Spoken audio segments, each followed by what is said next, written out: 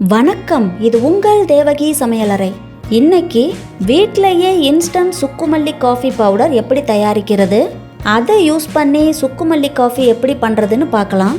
கடையில் சுக்குமல்லி coffee powder விலை ஜாஸ்தி, அதனால் இந்த மாதிரி வீட்டிலேயே ரெடி பண்ணிக்கோங்க. முதல்ல சுக்கை மத்து வச்சு லேசாக தட்டிட்டு கையால் இந்த மாதிரி உடச்சி எடுத்துக்கோங்க. காய்ச்சல், சளி, தொண்டை வலி, தொண்டை கரகரப்பு இருக்கிறவங்கெல்லாம் இந்த சுக்குமல்லி காஃபியை செஞ்சு குடிச்சு பாருங்க. தொண்டைக்கு நல்லா இதமாக இருக்கும்.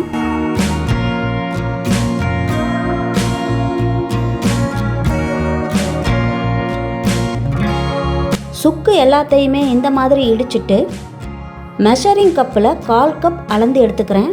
அடுத்ததாக பேனை ஹீட் பண்ணிவிட்டு 1/2 கப் வர மல்லி, 1/4 கப் சுக்கு,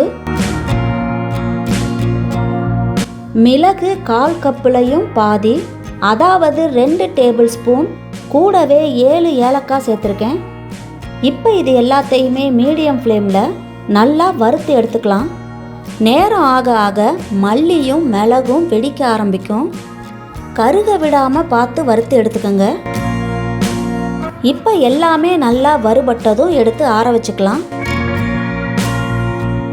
ஆற வச்ச சுக்கு, மல்லி எல்லாத்தையுமே மிக்சி ஜாரில் சேர்த்துட்டு கூடவே 1/4 கப் கருப்பட்டி பவுடர் சேர்த்துக்கிறேன். நான் வெல்லம் ரொம்ப கம்மியாக தான் சேர்த்துருக்கேன், தேவைப்பட்ட 1/2 கப் வரைக்கும் சேர்க்கலாம். கூடவே 1 பிஞ்ச் அளவுக்கு உப்பு, அடுத்ததாக 1/4 டீஸ்பூன் கார்ன்ஃப்ளவர். இது ஆப்ஷனல் தான், விருப்பப்பட்டால் மட்டும் சேர்த்துக்கங்க. இதை சேர்க்கறதுனால சுக்குமல்லி காஃபி ரொம்ப தண்ணியாக இல்லாமல் கொஞ்சம் திக்காக இருக்கும். கடைகளில் வாங்குகிற இன்ஸ்டன்ட் பவுடரில் இதை சேர்ப்பாங்க, அதனால் நான் கொஞ்சமாக சேர்த்துக்கிறேன்.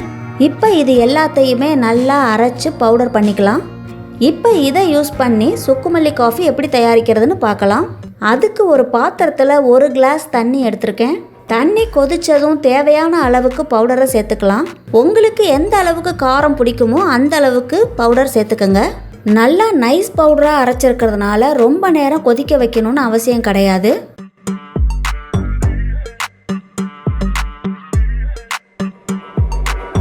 பவுடர் நல்லா மிக்ஸ் ஆகி கொதிக்க ஆரம்பித்ததும் டேஸ்ட்டு பார்த்துட்டு வெல்லம் கம்மியாக இருக்கிறதுனால இன்னும் கொஞ்சம் சேர்த்துக்கிறேன். இப்போ வெல்லம் நல்லா கரைஞ்சி திரும்பவும் கொதிக்க ஆரம்பித்ததுக்கப்புறம் அடுப்பில் இருந்து எடுத்துடலாம்.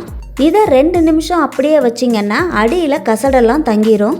அதுக்கப்புறம் வடிகட்டிட்டு சூடாக பரிமாறலாம்.